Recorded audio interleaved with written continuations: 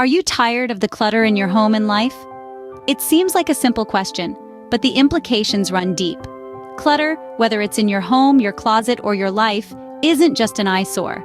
It's a constant source of stress, an ever-present reminder of tasks undone, spaces unorganized, and a life in disarray. Clutter isn't just about the physical space it occupies, it's about the mental and emotional space it takes up as well. Every piece of clutter is a decision that hasn't been made, a problem that hasn't been solved. It can weigh on your mind, causing stress and anxiety, and even affect productivity. But imagine a life free of clutter. Picture a home where every item has its place, a closet where you can easily find your favorite outfit, a life where you're not constantly battling the chaos. That's the beauty of a clutter-free life. It's about more than just tidiness. It's about peace, efficiency, and a sense of control. If you're ready to reclaim your space and peace, then it's time to start decluttering. Before you start decluttering, it's crucial to identify why you want to do it. This why forms the bedrock of your decluttering journey. It might be as simple as wanting more space in your closet, or as profound as desiring a life with less stress and more simplicity. Perhaps it's about creating a serene, minimalist, luxury-style home that reflects your refined taste. Or maybe it's about creating an environment that fosters creativity, productivity, and well-being. Your why is personal. It's your mission statement, your beacon. It keeps you motivated, especially when the task seems daunting or when you face tough decisions about what to keep and what to let go. It's the compass that steers you back on course when you drift away. Remember, decluttering is not just about getting rid of stuff. It's a transformative process that begins with understanding and articulating your why. Identifying your why will be your guiding light as you navigate through the decluttering process. Decluttering doesn't have to be overwhelming. The key is to start small. Imagine you're standing at the foot of a mountain, looking up at the towering peak. The thought of scaling that mountain can be intimidating, even paralyzing. But you don't have to conquer it all at once. You take it one step at a time. The same principle applies when it comes to decluttering. Think of your clutter as that mountain. It might seem insurmountable, but remember, every mountain is climbed one step at a time. Instead of trying to tackle the entire mountain of clutter at once, break it down into manageable steps. Start with one room, or even one drawer. Choose an area that doesn't feel too overwhelming. This could be as simple as your kitchen counter, your bedside table, or your desk drawer. Once you've chosen your starting point, dedicate a set amount of time to decluttering it. This could be 15 minutes, half an hour, or even an hour. The important thing is not to bite off more than you can chew. And here's a little secret. The hardest part is often just getting started. Once you start to see progress in one area, it can fuel your motivation to tackle the next.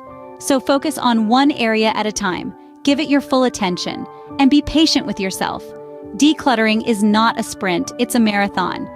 Now, you might not end up with a perfectly organized space right away, and that's okay. This is not about achieving perfection. It's about making progress, however small. Each item you remove, each drawer you tidy up, each corner you clear out, brings you one step closer to a clutter-free life. So don't be disheartened if your progress seems slow. Remember, Rome wasn't built in a day, and neither will your clutter-free home be. It's all about taking small steps, because small steps, over time, lead to big results.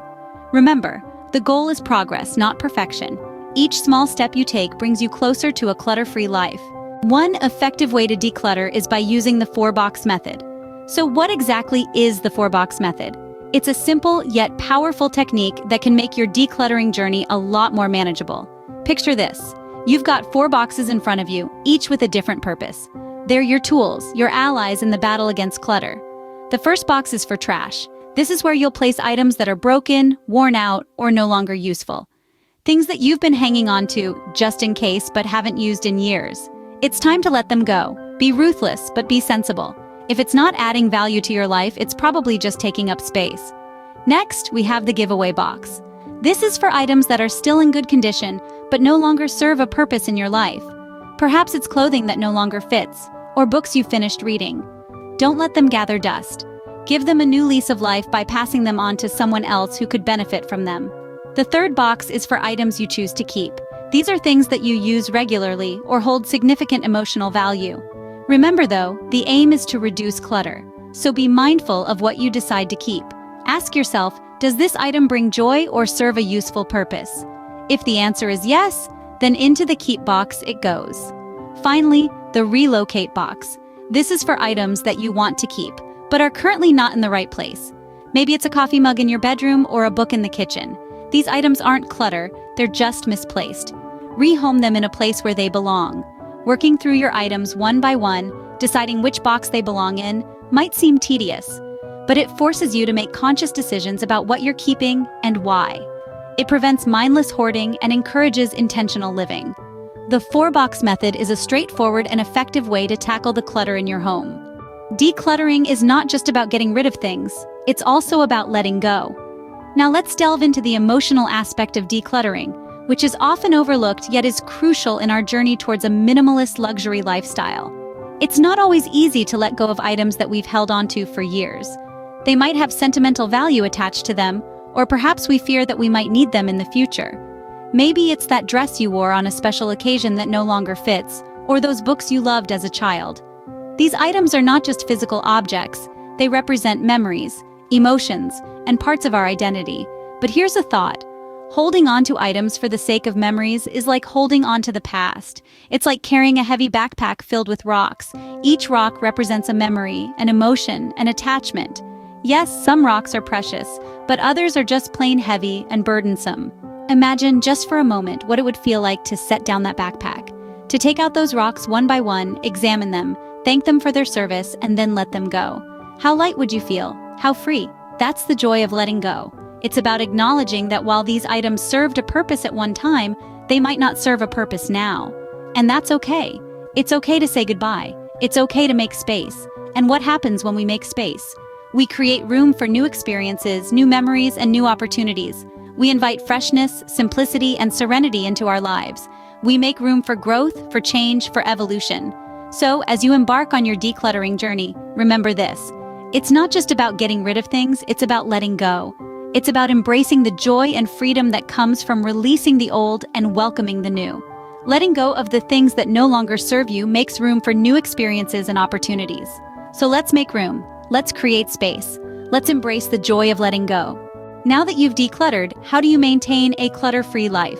The answer lies in a few key strategies designed to keep your spaces pristine and your mind at ease.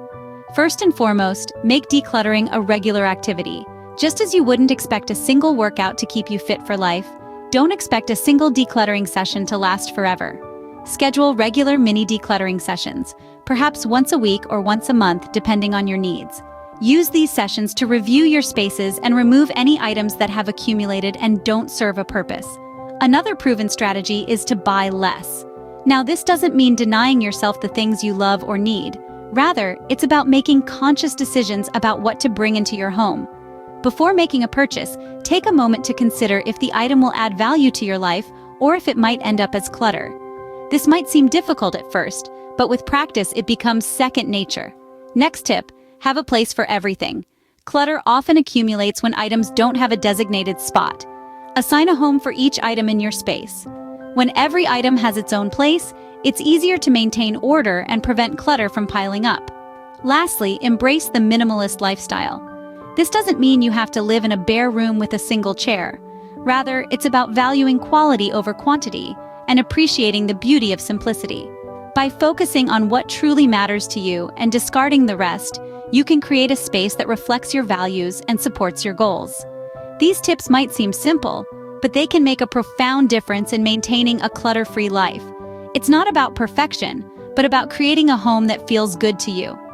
Remember, a clutter-free life is not a one-time event, but a lifestyle. And it's a lifestyle that leads to less stress, more space, and more joy. So start today and embrace the beauty of living with less. Subscribe to our community of like-minded individuals who are embarking on this journey of leveling up their lives through simplicity.